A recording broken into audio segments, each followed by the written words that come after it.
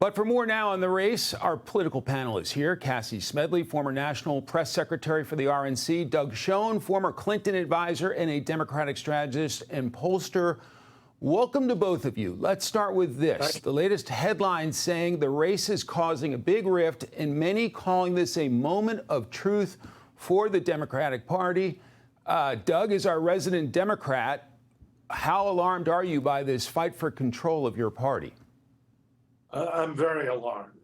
The polling now shows that Abdul Sayed is losing in a hypothetical general election by 10 points to Mike Rogers. Haley Stevens is very competitive.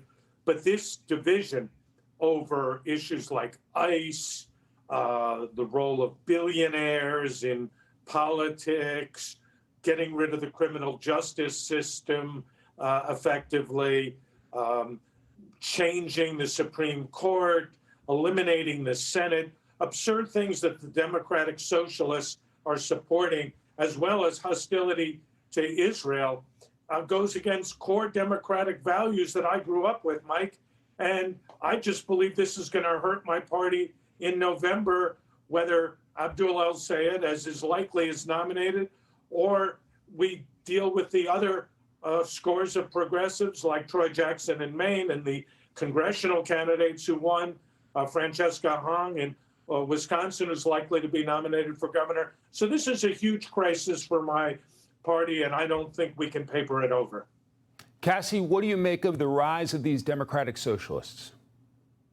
Yeah, it's a sobering and honest assessment from Doug that the momentum is undoubtedly with the DSA. Even if they're not calling themselves DSA candidates, like I was saying, he is campaigning with them. He's got their volunteers out knocking doors for him. And as Rich alluded to, it's one thing to get through a primary, but how does that go statewide? And in Michigan, which of course is the ultimate battleground this cycle, one of several, but I would call it the ultimate, you've got Mike Rogers, who lost by 0.3% back in 2024 to Alyssa Slotkin, who ran as a moderate.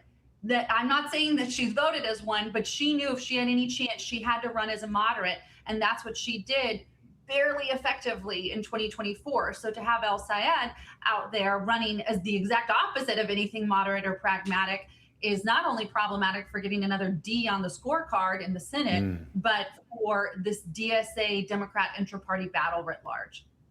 A fortune is being spent on that Michigan Senate race on the Democratic side. From Mother Jones on Friday, how Michigan became the most expensive Democratic primary ever. Outside groups have now spent more than $60 million trying to help Haley Stevens beat Abdul El-Sayed. Doug, what do you make of that? And is that money well spent if Haley Stevens can hold him off?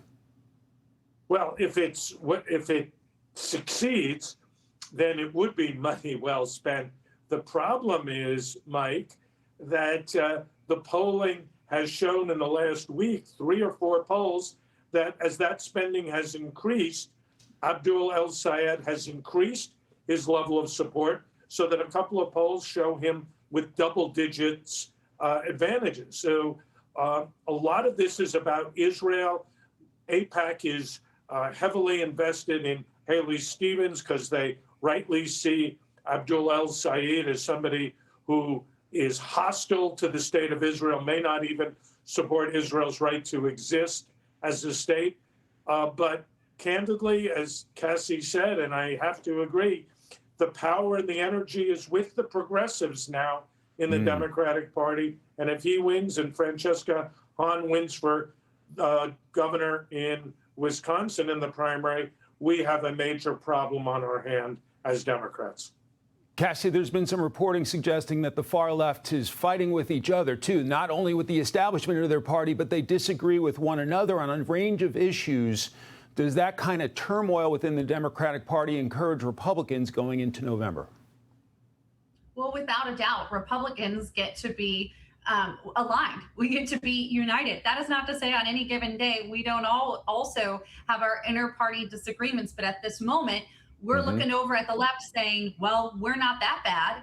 We don't have those problems happening in our party. So if you think that's crazy, why would you vote for crazy? Come vote for people who at least are being pragmatic.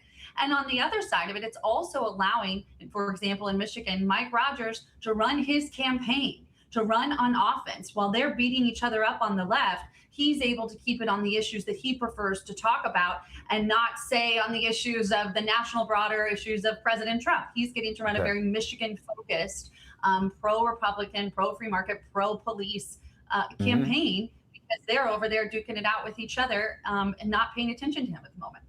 Cassie and Doug, we got to run. Thanks very much. Be sure to like and subscribe for all the Fox News latest on YouTube and catch full shows streaming now on Fox One.